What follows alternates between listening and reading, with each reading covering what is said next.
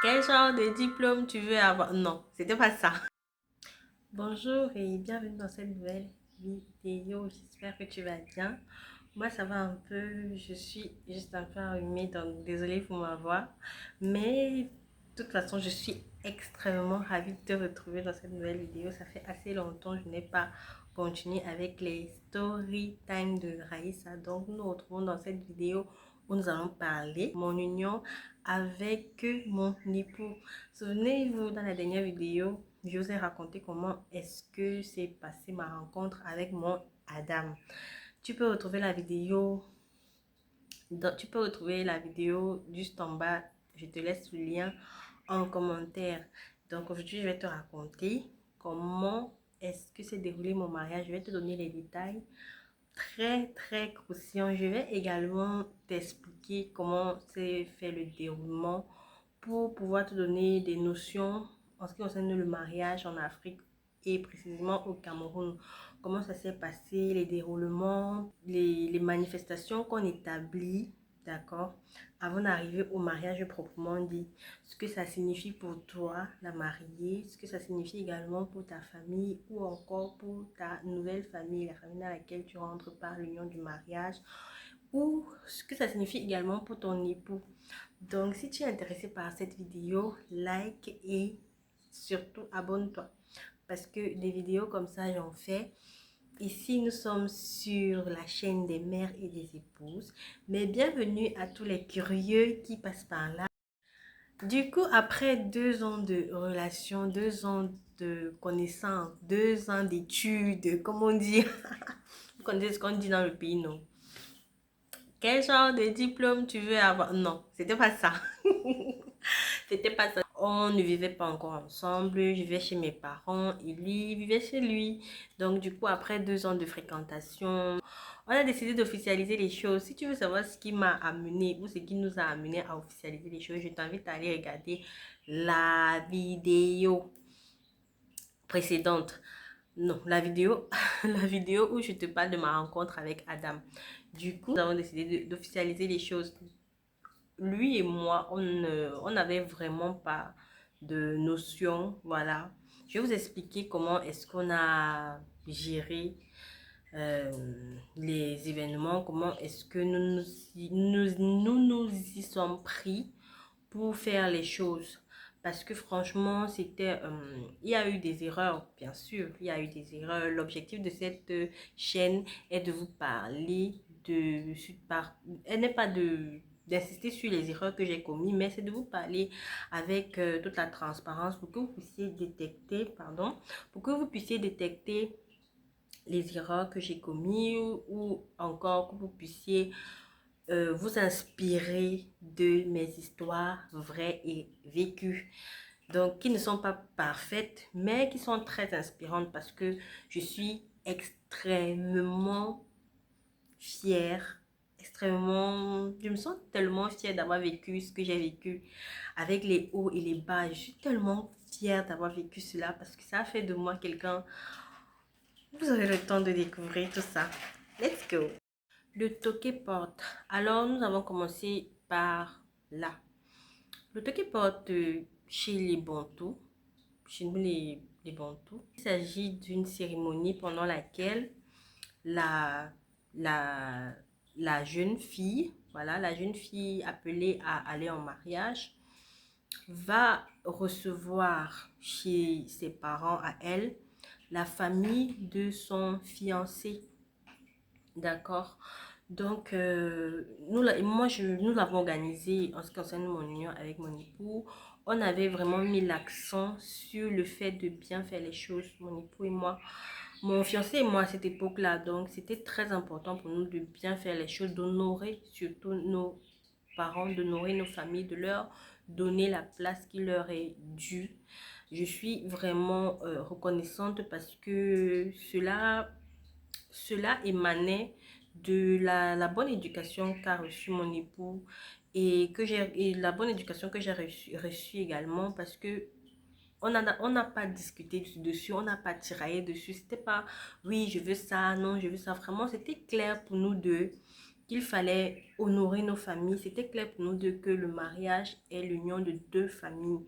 C'était tellement clair pour nous deux. On savait personnellement ce que dans, je vais pas dire dans quoi on se lançait, mais on savait pertinemment nos responsabilités en tant que les personnes qui étaient les acteurs principaux dans le processus, mais il était très clair également pour nous par rapport à nos croyances, par rapport à notre éducation, qu'il fallait mettre véritablement chacun à sa bonne place.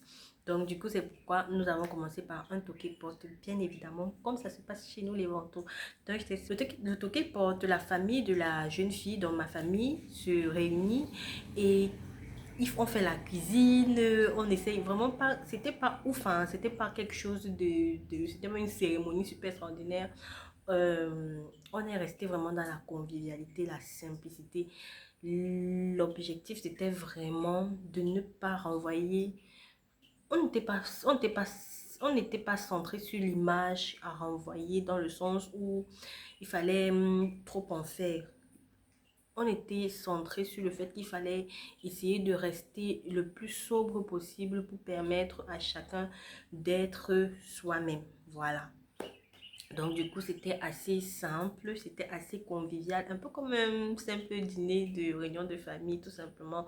Donc, du coup, chaque membre de ma famille, que ce soit ma famille du côté de ma maman et ma famille du côté de mon papa, chacun a mis de l'intérêt pour que ça se passe bien. Donc, du coup, mes deux familles étaient réunies chez mes parents et il y avait tout ce qui se passait. Il y avait tout ce qui se passait. J'avais également invité quelques mamans à qui je tiens, vous voyez, parce que moi, vous allez le découvrir, j'ai beaucoup de mamans. En tout cas, mes besties, ce sont les mamans. Je les aime trop.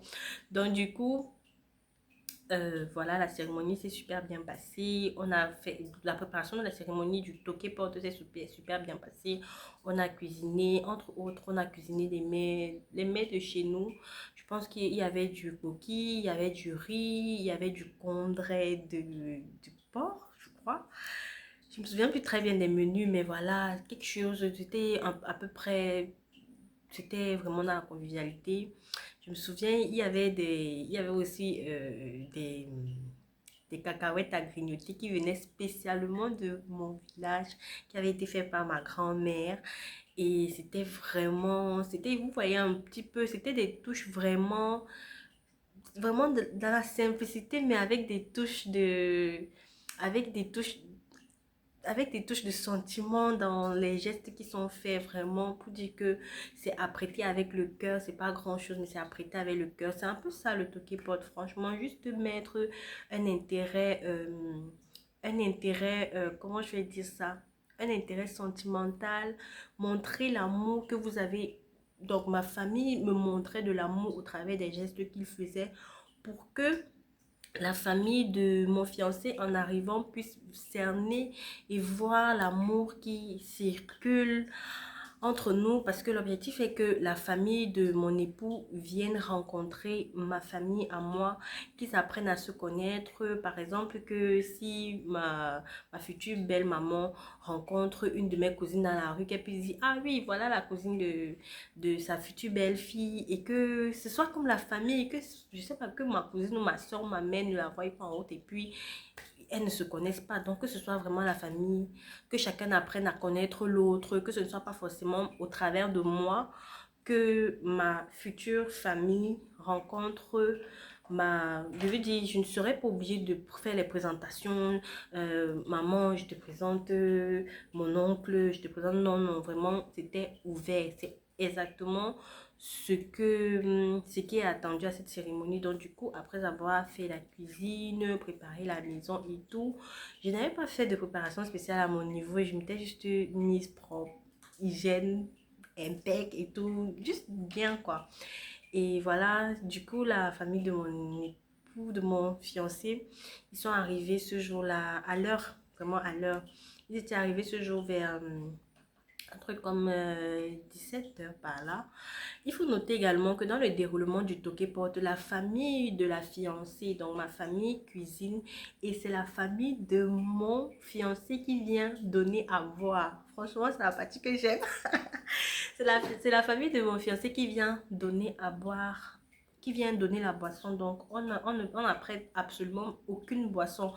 Parce que je précise ça parce que ce serait une insulte pour la famille qui reçoit d'apprêter les boissons. Ce serait vraiment une grosse insulte. Donc, faites bien attention à cela.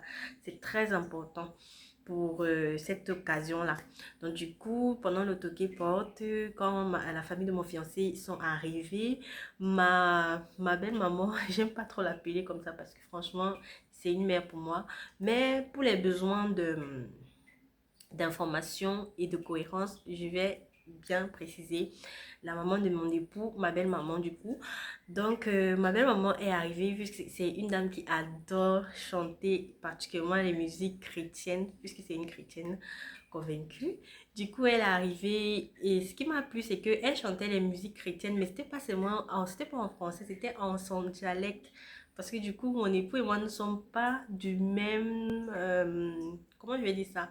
On n'a pas le même dialecte. Nous sommes tous les deux bantous, originaires de l'Ouest. Mais nous ne venons pas de... Voilà, nous n'avons pas le même dialecte. Donc, du coup, franchement, je vais vous faire une vidéo là-dessus sur les... comment ça se passe la vie avec un conjoint. Vous n'avez pas le même dialecte. C'est quelque chose de vraiment... il faut en parler, je vous assure. Donc du coup, voilà, c'était merveilleux. Elle est arrivée, elle a entonné des chants, elle entonnait des chants, et puis du coup, ma famille également. Elle chantait, les mamans surtout, hein, elles chantaient, mettaient de l'ambiance en attendant que les autres personnes arrivent également. Donc, du coup, il y avait l'ambiance. Et moi, j'étais là assise à côté de ma BM. Like, j'étais là assise à côté de ma BM. Ce jour-là, c'est pas un jour où tu vas être là assise à côté de ton fiancé et tout. Non, non, tu reçois ta. En tout cas, moi, je recevais ma future belle famille. J'essayais de les mettre au maximum à l'aise. Donc, du coup, je parlais. Quand je sentais que quelqu'un était un peu en retrait, était un peu... J'allais et je lançais un peu la conversation pour essayer de détendre l'atmosphère. Franchement, ça, c'est tout moi. Et c'était quelque chose de vraiment merveilleux pour moi. C'était quelque chose, je ne me forçais pas. Et je me dis toujours, vous aurez le temps de savoir cela dans les autres vidéos. Je me dis toujours, quand c'est toi qui reçois, ou ce serait dans ton intérêt, voilà, de mettre tout le monde à l'aise parce que c'est toi qui reçois en fait. Donc, c'est quelque chose que j'avais déjà en moi parce que j'adore de toute façon recevoir les personnes qui me sont chères. Donc, du coup, c'était un peu ça. Vous vous imaginez, vous projetez un peu dans dans l'événement. Donc, du coup, après les chants, on a passé la parole à au chef de famille de ma famille. Du coup, paix à son âme, mon papa, le chef de ma famille maternelle, il était déjà décédé. Du coup, il a pris la parole et il a souhaité la bienvenue. Ils ont une façon particulière de souhaiter la bienvenue pendant ce genre de cérémonie. On va dire bonjour, vous sortez d'où? Je vous connais pas, je vous ai jamais vu. Ils disent parfois cela en dialecte. Vous sortez d'où? Je vous ai jamais vu. Qu'est-ce que vous venez faire chez moi? Je suis contente de voir les étrangers chez moi, mais je veux comprendre qu'est-ce qui vous amène ici et tout. Et du coup, il présente un peu la famille. Moi, c'est tel, et voilà ma soeur telle, voilà mon frère tel, voilà la matriarche telle, le patriarche tel et tout. Voilà, il présente un peu la famille et il donne du coup la parole à la famille ou au chef de famille ou un représentant de la famille de mon chéri. Du coup, ce jour-là, c'est son papa qui était là. Donc, le chef de famille, du coup, il a pris la parole. Je me souviens, je sais pas si c'était l'ami de son papa ou lui, parce qu'il y a la dot après. En tout cas, il a pris, non, c'était son papa, il a pris la parole, il a expliqué que oui, ce qui nous amène ici, c'est qu'il y a mon fils qui marchait, il avait vu une fleur, et puis on a regardé dans le jardin dans lequel cette fleur était, et puis on s'est dit qu'il faut venir voir l'environnement dans lequel la fleur est en train de pousser. Vous voyez quelque chose, c'est tellement du romantisme. du romantisme africain, en fait. Quand on dit que les Africains ne sont pas romantiques, c'est que vous ne comprenez pas. Du romantisme à l'africaine, ils le disent avec tellement de... avec une certaine classe là. Un genre, un genre de façon de le dire. C'était vraiment extrêmement drôle et extrêmement romantique en même temps quand ils le disent parce que ça fait comme si c'est une poésie, ça fait comme si c'est une histoire qu'ils sont en train de raconter. Du coup, c'est ce qu'il a dit. Donc, voilà qu'il y a son fils qui admire une fleur et que apparemment la fleur là est dans le jardin. Donc, vous voyez que moi, j'étais la fleur dont il parlait et ma famille était le jardin. Quand déjà, dans une cérémonie, on dit cela comme ça, vraiment, c'est tellement beau.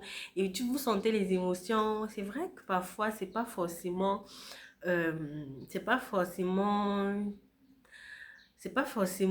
quelque chose qui est préparé, c'est pas comme si c'était préparé, vous voyez, donc ça vient vraiment du cœur et vous voyez, du coup, ça touche vraiment. Donc voilà, après ça, on dit, ok, bon, chez moi, il y a plusieurs fleurs, c'est quelle fleur que vous avez vue, et puis on se met à décrire. Du coup, on n'a pas fait trop de vannes, trop de noms. Je suis du coup sortie. Et il a dit oui, c'est de cette fleur qu'il s'agit. Du coup, on m'a installé à côté de mon chéri, puisque j'étais d'abord là avant que les choses ne commencent. Et après, je suis rentrée dans la chambre avant de revenir au moment où on m'a appelé à venir parce qu'il fallait que je laisse les choses se faire. Du coup, on m'a installé à côté voilà, de mon chéri. Mon chéri n'avait pas pris la parole ce jour-là. Mon fiancé, il n'a pas pris la parole ce jour-là. Je pense pas qu'il a eu à dire quoi que ce soit. C'était pas son moment. Voilà, c'était pas son moment. Donc du coup, c'est comme ça que après cela, après cette petite mise en scène, si je peux appeler ça comme ça, on a ouvert le buffet, on a mangé, en mangeant, on ne mange pas dans le silence, on mange, on papote, on bavarde, chacun apprend un peu à connaître l'autre. Et après ça, la famille, dès qu'on ouvre le buffet, la famille de mon fiancé va donc chercher à boire. Et du coup, ils peuvent garder vraiment des boissons spéciales à certains membres de la famille de l'épouse qui vont juger si vraiment c'est à leur hauteur, si c'est à leur honneur, si, si ça leur plaît, si on les a honorés. Et du coup, pour moi, c'était bien. C'était super top. Et du coup, la cérémonie s'est très bien passée, ça s'est très bien fini et on a encore fini avec des chants peut-être jusqu'à 22 heures. Les mamans là nous ont animés avec des chants, c'était super.